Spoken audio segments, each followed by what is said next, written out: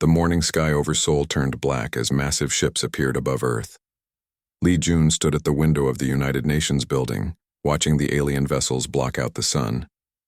The ships were enormous, each one bigger than a city.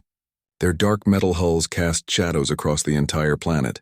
"Sir, they're sending a message," said his assistant, running into the room with a tablet in her hands. Lee Jun took the device and read the alien text that appeared on screen.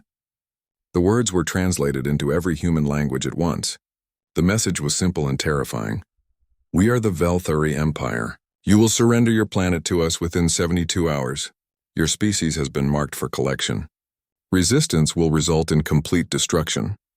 Lee Jun had been Earth's top negotiator for 15 years. He had solved wars between countries and prevented nuclear disasters, but nothing had prepared him for this moment. He looked up at the alien ships again and felt his hands shake slightly. "Get me Park Hana immediately," he told his assistant. Park Hana arrived within minutes. She was the head of Earth's Defense Council, a woman who had spent her entire life preparing for threats to humanity.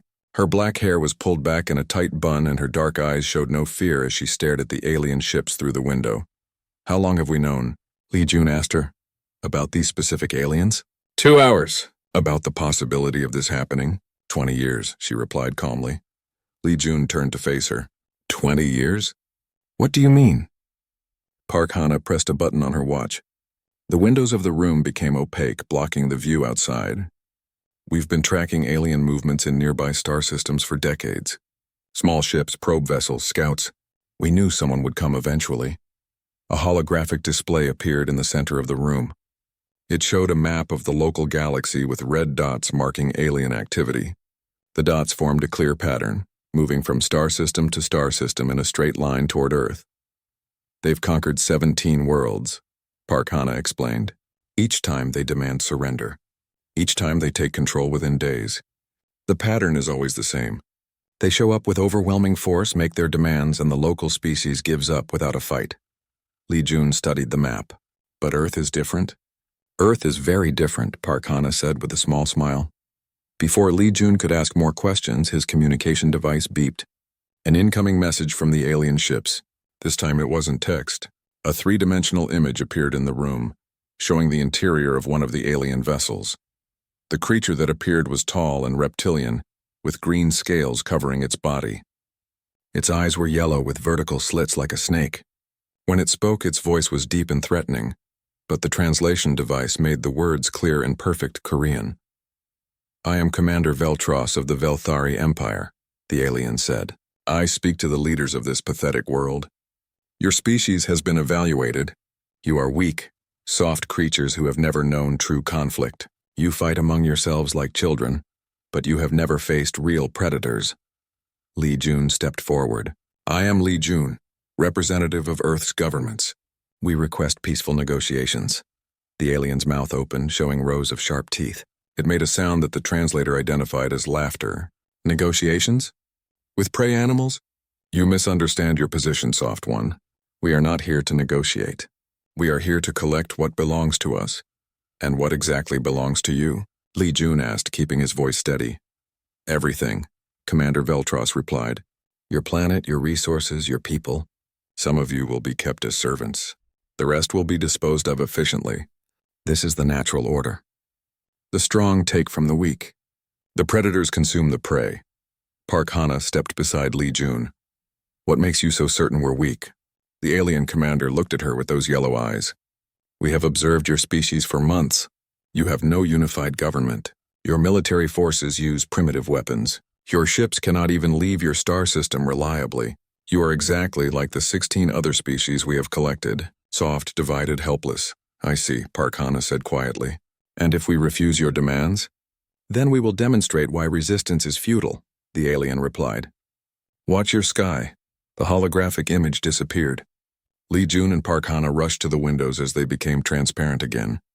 High above, one of the alien ships was pointing a weapon at an old military satellite. A beam of blue energy shot out, and the satellite exploded into tiny pieces. "Your most advanced military technology," Commander Veltros's voice came through the communication system.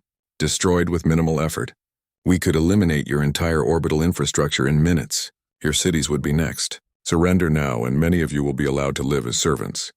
The communication cut off, leaving Lee Jun and Park Hana alone in the room. Outside, the alien ships continued to block the sky, casting Earth into an artificial twilight. "They're right about one thing," Lee Jun said after a long silence. "That satellite was using old technology." Park Hana nodded. "Very old? About 40 years old, actually." 40 years? Lee Jun looked at her in surprise. "Why would we have 40-year-old satellites in orbit?" "Because we wanted them to see exactly what they expected to see," Park Hana replied. She walked to her desk and pressed several buttons on a hidden panel. The room filled with new holographic displays showing military installations, weapon systems, and spacecraft that Lee Jun had never seen before. "What is all this?" he asked, staring at the advanced technology shown in the displays. "This is what we've really been building for the past 20 years, Park Hana said. "While they were watching our old satellites and primitive missiles, we were developing something else entirely. Something hidden. Something they never looked for because they were so sure we were weak." Lee Jun felt his heart rate increase as he understood what she was saying. "We've been pretending to be weak?" "Not pretending, hiding. There's a difference." Park Hana touched another control, and the displays showed underground facilities built into mountains, hidden bases beneath the ocean floor, and spacecraft concealed in asteroid fields. "They think they're hunting prey animals. They have no idea they just walked into a predator's territory. But can we actually fight them? They have 17 conquered worlds." Park Hana looked out at the alien ships with cold determination. Those 17 worlds made the mistake of fighting the way the Velthari expected them to fight. Direct confrontation, military honor, traditional warfare. She turned back to Lee Jun. "Humans don't fight fair. We fight to win." Lee Jun nodded slowly as he began to understand the scope of what had been planned. "What do you need me to do?" "Keep talking to them. Make them think we're considering surrender. Buy us time to get everything in position." Park Hana's smile was not kind. "Let them think they're the hunters for just a little bit longer." The Velthari attacks began at dawn on the second day. War Chief Kethmak stood on the command bridge of his assault ship, watching his forces deploy across the planet below. His yellow eyes gleamed with satisfaction as he observed the human military bases his scouts had identified. "Begin with the coastal installations," he ordered his subordinates. "Destroy their naval facilities first. Show them the futility of resistance." The first energy blast struck what appeared to be major military ports. Explosions bloomed across the shorelines as buildings collapsed and vehicles burned. Kethmak's tactical display showed successful hits on 12 installations within the first hour. "Excellent," he said to his communications officer. "Send word to Commander Veltros. The initial phase is proceeding as expected. These humans are even weaker than anticipated." But in the ruins of what had been labeled as Naval Command Center 7, Kim Tae crouched behind a pile of deliberately placed debris and smiled. The building that had just been destroyed was empty. It had been empty for 2 years. The real command center was buried 50 meters underground, completely invisible to alien sensors. "Phase 1 complete." He spoke into his hidden communicator. They took the bait perfectly. Kim Tae had been preparing for this moment his entire adult life. As a young soldier, he had been selected for a special program that officially didn't exist. For 15 years he had trained in guerrilla warfare, urban combat, and psychological operations. He wasn't alone. Thousands of humans across the planet had been quietly prepared for exactly this scenario. The Velthari ground forces landed exactly where human planners had predicted they would. The aliens chose the largest cities, the most obvious military targets, the places that looked most important from orbit. They had no idea that everything they could see from space was theater, carefully designed to make them land in the worst possible places. War Chief Kethmak's first ground assault targeted what his scanners identified as the primary human military academy. His soldiers surrounded the large complex, expecting to find the planet's best military leaders. Instead, they found empty classrooms and a handful of confused janitors. "Where are your warriors?" Kethmak demanded, grabbing one of the janitors by the collar. The old man looked terrified. I don't know what you mean. This is just a school." "The soldiers left days ago." Kethmak threw the human aside in disgust. "Search every building. They must be hiding somewhere." What Kethmak didn't know was that Kim Tae and 50 other fighters were watching him from the building's ventilation system. The school was actually a carefully prepared kill zone.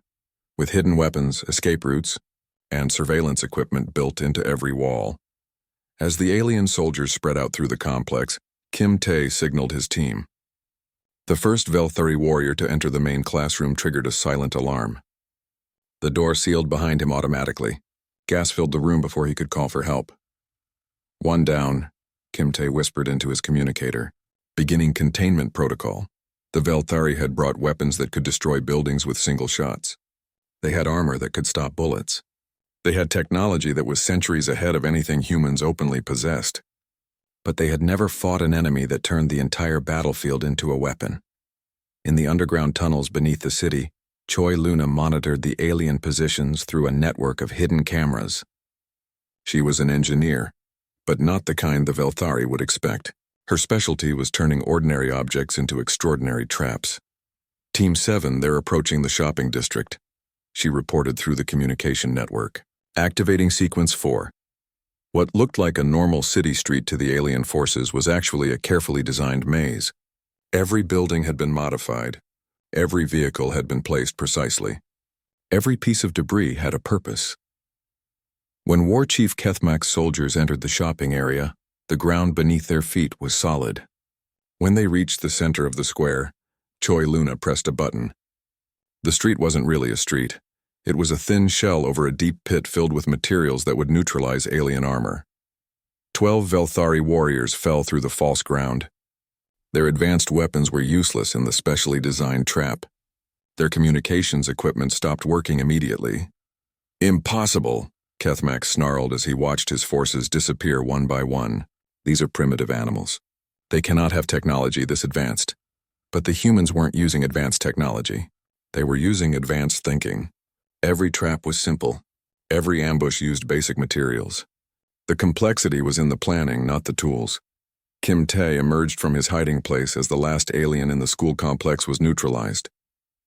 He looked at the advanced weapons scattered on the floor and spoke into his communicator. "Package collection complete. These weapons will be very useful." Across the planet, the same scene was playing out in dozens of locations. The Velthari forces were being broken into small groups, isolated, and eliminated by humans who understood their own planet better than any invader could. War Chief Kethmak's tactical display showed his forces scattered across the continents. Half of his units had stopped reporting. The others were requesting assistance against technical difficulties and equipment malfunctions. "This is impossible," he repeated, staring at the display. "How can primitive beings cause this much disruption?" His answer came when Kim Tae's voice suddenly appeared on his communication system. The human had somehow broken into the Velthari command network. "War Chief Kethmak," Kim Tae said in perfect Velthari language. "You seem to be having some problems." Kethmak's eyes widened. "How do you know our language? How are you accessing our communications?" "We've been listening to your transmissions for months," Kim Tae replied calmly. "Did you really think we wouldn't try to understand our enemies before you arrived?" "Enemies?" Kethmak laughed, but it sounded forced. "You are prey animals. You cannot be enemies to predators like us." "That's interesting," Kim Tae said, "because from where I'm standing it looks like the prey just ate half your hunting pack." The communication cut off, leaving Kethmak staring at his tactical display in growing horror. His forces were disappearing faster than he could redeploy them. Every time he sent reinforcements to help one group, another group would go silent. In her underground command center, Choi Luna was coordinating the defense of 17 cities simultaneously. Her screen showed alien positions, human movements, and trap activations in real time. She was playing a game of chess with an entire planet as the board. "Phase 2 is complete," she reported to Park Hana. "Alien ground forces are down to 60% strength. They're starting to group together for protection." "Perfect," Park Hana replied. "That's exactly what we wanted them to do.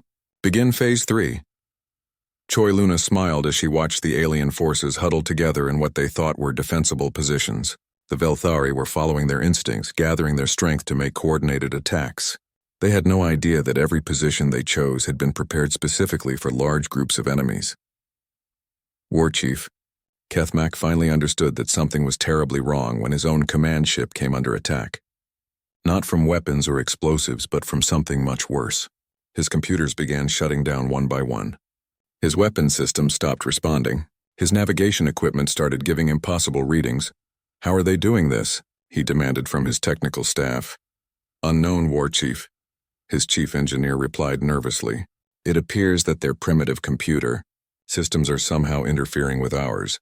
What the Velthari didn't know was that human primitive computers had been designed specifically to be incompatible with alien technology. While the aliens had spent centuries perfecting their systems, humans had spent decades learning how to break them. As his ship drifted helplessly above the planet, War Chief Kethmak finally understood the truth. The humans weren't primitive prey animals. They were something much more dangerous. They were predators who had been pretending to be prey. Admiral Gorthak received the distress call from War Chief Kethmak at exactly 1400 hours ship time. The message was brief and disturbing. Ground forces under heavy attack. Unknown technology. Requesting immediate orbital support. Gorthak studied the tactical display showing Earth below. His massive fleet of 47 warships surrounded the planet like predators circling wounded prey. But something felt wrong. In 16 previous conquests, ground resistance had always collapsed within hours. "Communications. Get me a direct line to Kethmak," he ordered. The holographic image of the war chief appeared, but the transmission was filled with static. Kethmak's scaled face showed something Gorthak had never seen before. Uncertainty. "Admiral, the situation on the surface is complicated," Kethmak reported. "These humans are not behaving as expected." "Explain," Gorthak demanded. "They appear to have hidden weapons and prepared positions we could not detect from orbit. My forces are being eliminated systematically. They know our language, our technology, our tactics." Gorthak's yellow eyes narrowed. "Impossible. Our intelligence gathering was thorough. We observed this planet for months." Before Kethmak could respond, alarms began blaring throughout Gorthak's flagship. His navigation officer turned from his station with panic in his voice. "Admiral, multiple contacts approaching from the asteroid belt. Fast attack vessels. Unknown configuration." Gorthak looked at his tactical display in disbelief. Dozens of small ships were racing toward his fleet from directions he had never thought to watch. The vessels were sleek and fast, moving in coordinated attack formations. "How is this possible?" he asked his intelligence officer. "Our scouts reported no manufacturing capability for space vessels." "Sir, these ships, they don't match any human technology in our database," the officer replied nervously. Leading the human attack force, Yunkai checked his instruments one final time. His fighter was a masterpiece of hidden engineering, built in secret facilities carved into asteroids and hidden beneath lunar craters. The ship looked like nothing the Velthari had ever seen because it had been designed using 20 years of stolen alien technology. "All units, this is Tiger Leader." He spoke into his communicator. "Remember, they think we're primitive. Let's show them how wrong they are." Yunkai had trained for this moment since he was 18 years old. He was one of 300 pilots who officially didn't exist, flying ships that weren't supposed to be possible. His fighter carried weapons that had been reverse-engineered from alien probe ships that had accidentally crashed on Earth. Over the past 2 decades, the first wave of human fighters hit the Velthari fleet like a storm. Admiral Gorthak watched in shock as his outer screen of scout ships began exploding under precise weapons fire. The human vessels moved with coordination and skill that should have been impossible for a primitive species. "Return fire," Gorthak ordered. "Destroy these insects." But the human ships refused to behave like insects. They moved in complex patterns, supporting each other, adapting to Velthari tactics in real time. When the aliens tried to target them with heavy weapons, the humans scattered. When the aliens regrouped, the humans struck from unexpected angles. In her command center deep beneath the Pacific Ocean, Lim Sora watched the battle through multiple screens while her fingers moved across a keyboard at incredible speed. She was a cyber warfare specialist, and today was the day she had been preparing for her entire career. Beginning electronic attack sequence, she reported to Park Hana, Target Velthari Fleet Command.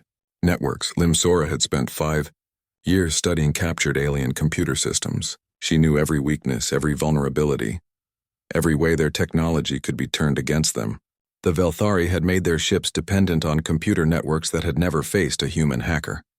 Admiral Gorthak's flagship began experiencing system failures one by one. First, his long-range communications went dead. Then his weapons targeting systems started providing false information. Finally, his navigation computers began showing impossible readings. Engineering! What is happening to my ship? Gorthak demanded. Unknown, Admiral, his chief engineer replied. It appears that our computer systems are being attacked, but our firewalls show no intrusion. The Velthari had designed their cybersecurity to defend against alien technology they understood. They had never imagined facing an attack from minds that thought completely differently than theirs. Limsora smiled as she watched alien ships begin firing on each other. Their targeting computers couldn't tell friend from enemy anymore. Their communication systems were broadcasting false orders. Their navigation systems were sending ships on collision courses. Phase 1 electronic attack complete, she reported. Beginning Phase 2. Yunkai saw the alien fleet beginning to fall apart and pressed his advantage. All units, enemy coordination is breaking down. Begin precision strikes on command vessels. His fighter dove toward Admiral Gorthak's flagship, weaving between defensive fire that couldn't track properly due to Limsora's cyber attacks. The human weapons, designed specifically to penetrate Velthari shields, struck with devastating effect. Admiral Gorthak felt his ship shudder under the impact. Impossible, he whispered. These weapons, they're designed specifically for our defenses. His tactical officer looked up from her station with wide eyes. Admiral, they know exactly where to hit us. It's as if they've studied our ships for years. Because we have, came a new voice over the communication system. Admiral Gorthak spun around as a human face appeared on his main screen. The woman was middle-aged with calm eyes and graying hair. She wore what appeared to be a military uniform. I am Park Hana, Earth Defense Council, the human said. We've been watching you for a very long time, Admiral. You speak our language, Gorthak said, his voice filled with disbelief. We speak 17 alien languages, Park Hana replied. We've had teachers from every species you've conquered. Did you think they all accepted slavery willingly? Gorthak's mind reeled as he understood the implications. The other worlds, they contacted you? Some escaped. Some sent messages before you destroyed their communication systems. Some left hidden signals in space for anyone who might come after them. Park Hana's expression was cold. They told us everything about you. Your tactics, your technology, your weaknesses. Around the flagship, the Velthari fleet was disintegrating. Ships collided with each other as their navigation systems failed. Weapons fired randomly as targeting computers gave false information. Communication between vessels became impossible as Limsora's electronic attacks grew more sophisticated. You see, Admiral, Park Hana continued, you made one critical error. You assumed that intelligence and preparation were signs of advanced technology. You never considered that a primitive species might be intelligent enough to prepare for threats they couldn't yet defend against. Yunkai's voice came through the communication system as his fighters continued their devastating attack. Admiral Gorthak, this is Tiger Leader. Your fleet is defeated. Surrender now and we'll allow your crews to live. Gorthak looked around his crippled bridge. Half his screens were dark. His weapons were offline. His engines were failing. Through the main viewport, he could see other ships in his fleet suffering the same fate. How? He asked Park Hana. How did you become so dangerous without our knowledge? Park Hana smiled, but it wasn't a kind expression. We learned from experts. Every species you've conquered taught us something new about how to fight you.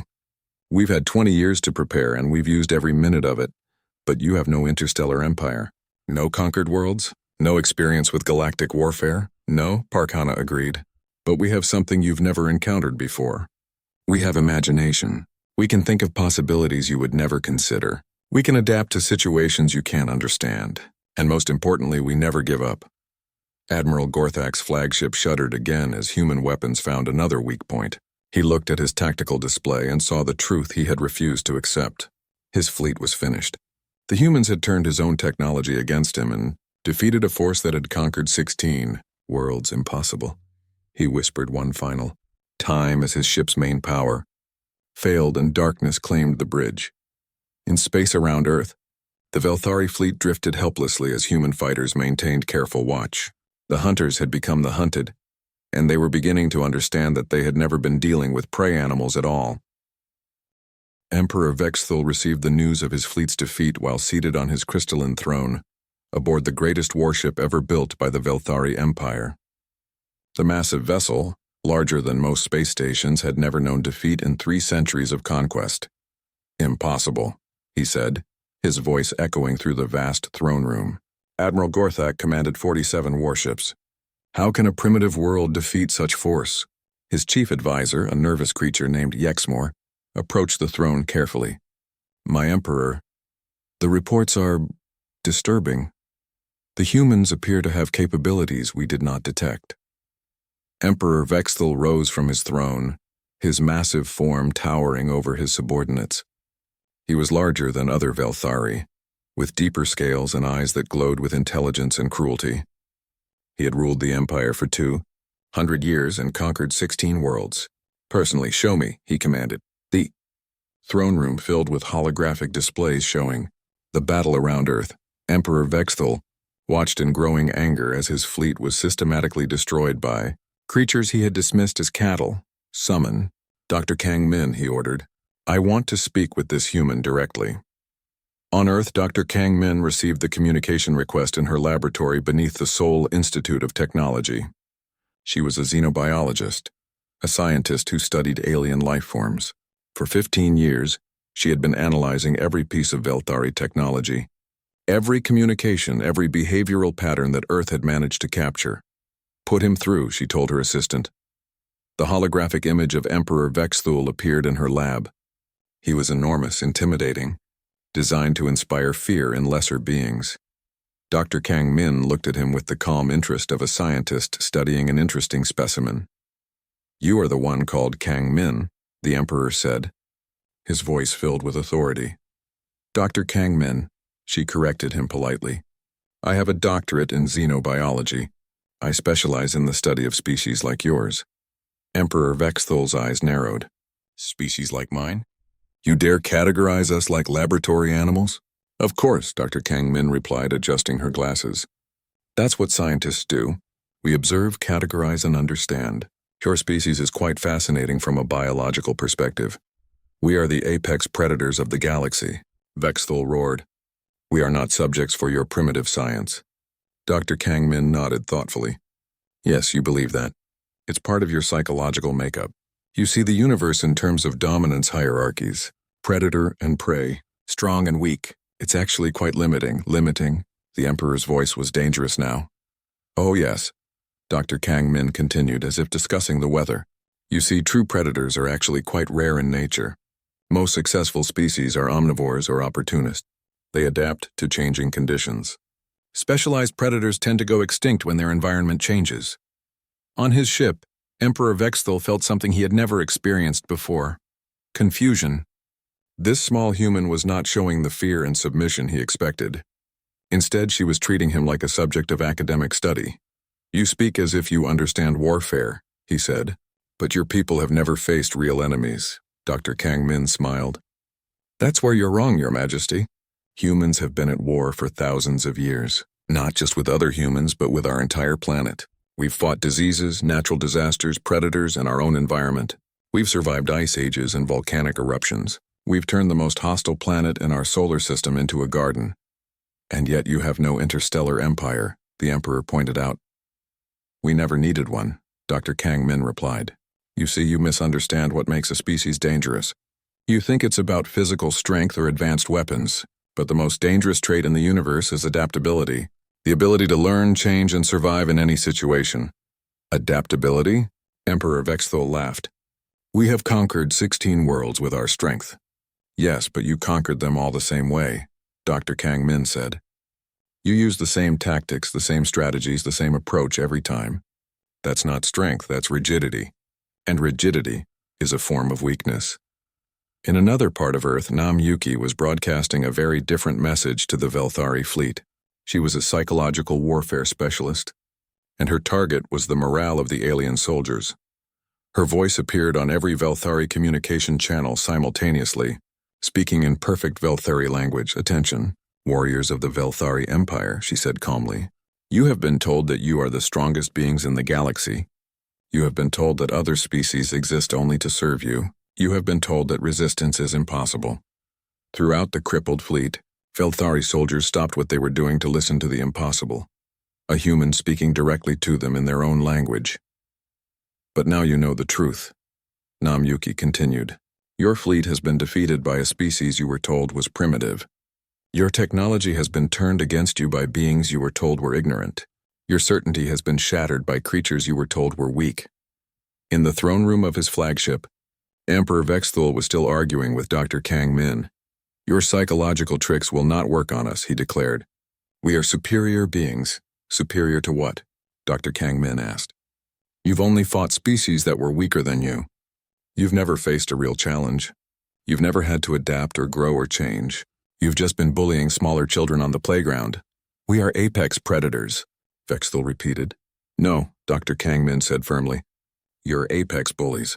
There's a difference. A real predator studies its prey, learns its habits, adapts its hunting strategies. You just show up with overwhelming force and demand surrender. That's not predation, that's intimidation. Nam Yuki's voice continued broadcasting to the Velthari fleet. Ask yourselves this question, warriors. If your species is truly superior, why do you only attack worlds that are weaker than you? Why have you never challenged beings that might be your equals? Why do you demand surrender instead of proving your strength in fair combat? Throughout the fleet, Velthari soldiers were beginning to ask questions they had never considered before. Their rigid worldview, based on absolute certainty of their own superiority, was beginning to crack. Let me explain what humans really are. Dr. Kang Min continued her conversation with the Emperor. We are persistence hunters. We don't kill our prey quickly. We chase it until it collapses from exhaustion. We are social predators who hunt in coordinated groups. We are tool users who turn our environment into weapons. And most importantly, we are problem solvers who never accept defeat as final. What does that mean? Emperor Vexthul asked, though he was beginning to understand. It means that when you appeared in our sky, you didn't encounter prey animals, Dr. Kang Min explained. You encountered a pack of predators who had been waiting for you. We've been preparing for this hunt for 20 years, and unlike you, we don't give up when our first attack fails. Emperor Vexthul looked around his throne room at the advisors who had assured him of easy victory. He thought about the 16 worlds that had surrendered without real resistance. He began to understand that Earth was not like those other worlds. What do you want? He asked Dr. Kang Min. We want you to understand something very important, she replied. The age of bullies is over. You've spent centuries taking from beings weaker than yourselves. Now you've met beings who are stronger. Not physically stronger, mentally stronger. And we're going to teach the galaxy a very important lesson. What lesson? The Emperor whispered. Dr. Kang Min's smile was not kind. That there are no alpha predators in space. There are only species that haven't met their match yet. And you, Your Majesty, have just met yours. The communication ended, leaving Emperor Vexthul alone with the terrible realization that everything he had believed about his empire, his species and his own superiority might be completely wrong. Fleet Admiral Oh Jin stood on the bridge of the Earth Defense Force flagship, watching as signals came in from across the galaxy. The massive ship had been hidden in the shadow of Jupiter for 3 years. Waiting for this exact moment, Admiral, we're receiving confirmation signals from all 17 target systems, reported his communications officer. The Liberation fleets are in position. Oh Jin nodded calmly. He had been planning this operation since he was a young captain, using intelligence gathered from every species the Velthari had conquered. Today the plan would finally be completed. Begin Operation Freedom, he ordered. Across the galaxy, in 17 different star systems, hidden fleets of starships began moving toward Velthari strongholds. But these weren't human ships. They were vessels built and crewed by the conquered species that the Velthari thought they controlled. Emperor Vexthul received the first reports while still trying to understand his defeat at Earth. His chief advisor burst into the throne room with panic written across his scaled features. My Emperor! We're receiving distress calls from across the Empire. Every conquered world is under attack simultaneously. Vexthul stared at the tactical display that filled his throne room. Red warning symbols appeared at every Velthari installation in the galaxy. How is this possible? Our subject worlds have no military capability. Sir, the attacking forces, they're using ships we've never seen before. The weapons appear to be modified versions of our own technology. Through the communication system, Admiral Oh Jin's voice reached Emperor Vexthul directly. Your Majesty, this is Fleet Admiral Oh Jin of the Galactic Liberation Coalition. I think it's time we had a conversation. The holographic image of the human admiral appeared in the throne room. He was older than the other humans Vexthul had spoken with with gray hair and calm eyes that showed no fear or uncertainty. You, Vexthul snarled. You're behind this rebellion. Actually, no, Ojin replied. The rebellion was already happening.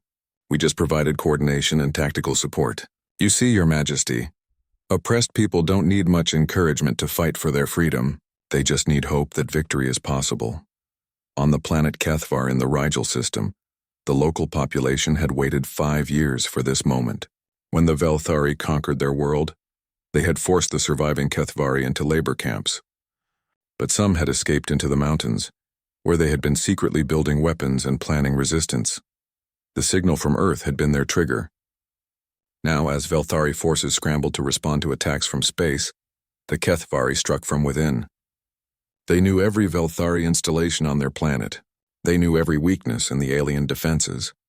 And they had spent 5 years preparing for exactly this moment. How did you coordinate this? Emperor Vexthul demanded. Our communications monitoring would have detected any conspiracy. You monitored official communications, Ojin explained. But you never thought to look for patterns in merchant shipping, refugee movements, or natural phenomena. Amazing how many coded messages you can hide in seemingly random asteroid impacts or solar flare timing. Impossible, you see, Your Majesty. This is the difference between bullies and actual strategic thinkers, Ojin continued. Bullies assume that fear keeps everyone in line forever. Strategists understand that oppression always creates resistance. It just takes time to organize. Emperor Vexthul watched his empire crumble in real time. On the planet SciFiPrime, the native Zephyrians had somehow acquired human-designed weapons that could penetrate Velthari armor. On the industrial world of Mechanica, the enslaved workers had taken control of the factories and were turning Velthari manufacturing against its creators. This is treachery, Vexthul roared. These species swore loyalty to the Empire. They swore loyalty to survive, Ojin corrected. There's a difference. Humans understand the difference between true loyalty and forced compliance. That's why we've spent 20 years building real alliances instead of demanding submission. Song Ara, Earth's new diplomatic representative, appeared alongside Ojin's image. She was young, with bright eyes and a warm smile that somehow made her words more terrifying than any threat. Hello, Your Majesty, she said politely. I'm here to discuss the terms of your surrender. Surrender? Vexthul's eyes blazed with fury. The Velthari Empire does not surrender. Actually, it just did, Songara replied, consulting a tablet in her hands. Your military forces in 14 systems have already laid down their weapons. Your remaining 3 strongholds are surrounded by superior forces. Your homeworld's defense fleet has been neutralized by its own maintenance crews. Maintenance crews? Oh yes, Songara smiled. It turns out that when you force other species to maintain your equipment, some of them learn how to break it very efficiently. Funny how that works. Emperor Vexthul looked at his tactical display with growing horror. The red warning symbols weren't just spreading. They were turning green as Velthari installations surrendered or were captured. What do you want? He asked finally. We want you to understand something, Admiral Ojin said. The galaxy doesn't need alpha predators. It needs cooperation, mutual respect, and shared prosperity. You had the choice to be part of that. Instead, you chose to be bullies. So what happens now? Vexthul asked. Songara answered. Now you learn to live in a galaxy where being the biggest and strongest doesn't make you the ruler. The Galactic Cooperation Council will be formed next month. Every species gets an equal voice. Every world gets to determine its own future. And the Velthari? You'll be members too if you want, Songara said. But just members. Not rulers, not masters, not superior beings, just another species trying to make their way in the universe. Emperor Vexthul felt something he had never experienced before. Helplessness. His empire was gone. His fleet was destroyed. His certainty about Velthari superiority had been shattered by beings he had considered inferior. How? He whispered. How did you defeat us so completely? We didn't defeat you, Admiral Ojin explained. You defeated yourselves. You built an empire based on fear and oppression. Those kinds of empires always fall eventually. We just made sure it happened quickly and with minimal bloodshed. The minimal bloodshed part was important to us, Songara added. You see, humans have learned something from our own history of warfare. Crushing your enemies completely just creates more enemies later. It's better to show them a different way to live. A different way? Yes, a way where strength comes from cooperation instead of domination. where security comes from friendship instead of fear, where prosperity comes from trade instead of theft. Song Ara's smile was genuinely warm now. It's actually a much better way to live once you get used to it. Emperor Vexthul looked around his empty throne room. His advisors had fled. His guards had surrendered. His empire had crumbled in a single day. What happens to me? He asked. That depends on you, Admiral Ojin replied. You can spend the rest of your life angry about losing your empire, or you can spend it helping to build something better. The choice is yours. 6 months later, Emperor Vexthul, now simply Citizen Vexthul, sat in a small apartment on the planet New Haven, reading reports about the Galactic Cooperation Council's latest trade agreements. He was writing a book about the fall of the Veltari Empire, trying to help other species understand how easily certainty could become blindness. Outside his window, children from 17 different species played together in the park. Former enemies were becoming friends. Former slaves were becoming leaders. The galaxy was learning to work together instead of against each other. Vexthul thought about Dr. Kang Min's words about adaptability being the most dangerous trait in the universe. She had been right. The humans hadn't defeated the Velthari with superior weapons or technology. They had defeated them with superior thinking. And now, for the first time in his long life, Vexthul was learning to think differently too. The age of alpha predators was over. The age of cooperation had begun, and the humans who had never claimed to be the strongest or the smartest or the best had shown the galaxy that sometimes the most dangerous thing in the universe was simply refusing to accept that might makes right. The galaxy was a safer place now, and that Vexthul realized was much more important than any empire could ever be.